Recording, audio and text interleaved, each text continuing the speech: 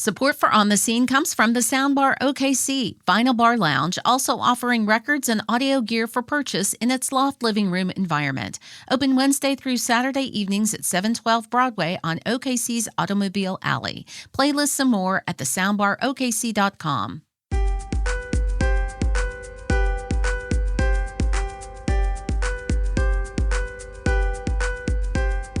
This is On the Scene, giving you a look behind the curtains of Oklahoma's arts, culture, and entertainment worlds.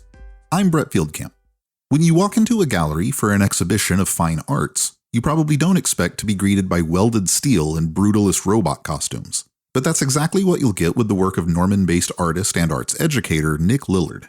As a longtime manipulator of metal materials, often focusing on shaped, thin pencil rod steel to create complex linework figures and impressionist forms, Lillard has become a mainstay of the Norman and OKC art scenes as a regular contributor and collaborator in outsider art collectives, a sometime creator of large-scale public artworks, and as an arts teacher everywhere from OU to Norman's Firehouse Art Center. But as part of the new Sculpted Worlds exhibition, opening at Norman's Uncanny Art House this Friday, June 12th, Lillard's work is taking its place among other surrealist sculptures and mind-bending modeled figures, with his massive metal caterpillars taking up residence in the gallery's display windows, and his bent steel robot costumes silently surveying the space. For Lillard, each piece is not just an attempt at conveying those forms, but also of displaying his own physical manipulation of the material and his own personal fascination with the steel.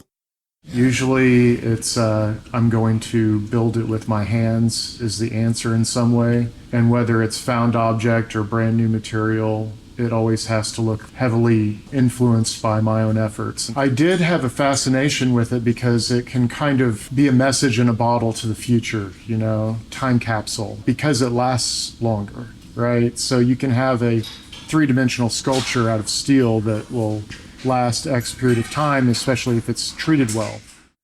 Many of Lillard's pieces in the show have already stood the test of time, and many are carrying with them the stories of previous lives, as performance props, public artworks, and even some movable, wearable metal costumes. This show is kind of the history of how I got to be where I'm at. These pieces are pieces that I mold over many, many times. And, there's two performance suits, I call them. They're made out of steel, but they were characters and I would perform in them. And now they're just statues. We just welded them where they're all one piece now, and they're now sculpture. But their history comes along with the content, and that's part of the fun. Of course, it takes a lot of new work, new effort, and new creative problem solving to display pieces as large as Lillard's shaped steel robots or collaborator Chris McDaniel's towering robotic figure built from reclaimed plastic. But while Lillard says there are no newly created artworks on display, he did build something new and massive for this show. There's no new art pieces in this show, and we were very intentional for me not to do that, but to showcase and upgrade everything that I've been doing. But funny enough, the real new sculpture is the one that holds up Chris's piece. It holds up Overbought. It's that giant 11-foot hanger that's right in the middle of the area, which probably people won't even think about. But yet it was probably my greatest success for the entire show, is the thing nobody will think about. That kind of practical potential for Lillard's metalworking tools and know-how are more than just a happy byproduct. He feels that it's part of the accessible appeal of the work, and could also be a helpful addition to life outside of the arts world. I love things that are blue collar, and relating kind of that blue collar aesthetic of welding to something that is considered high art. I have projects that are blue collar. They sometimes help afford my life while I create these monsters that are over to the side.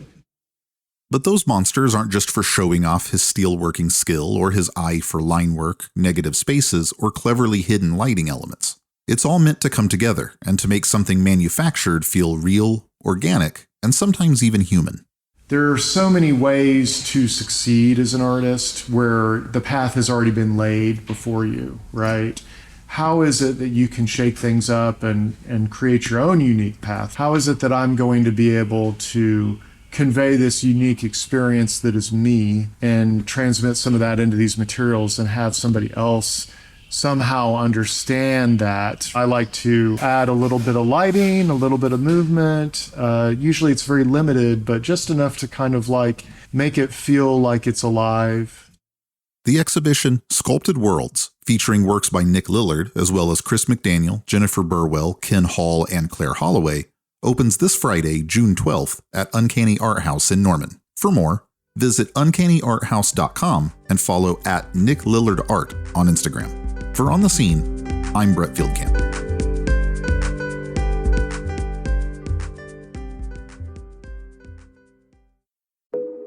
Each story you hear on Planet Money starts with a question. What happens if we refund tariffs? Why are groceries so expensive? At NPR, we stand for your right to be curious, because the forces shaping our world can be hard to see. Follow NPR's Planet Money wherever you get your podcasts and start seeing how the economy really works.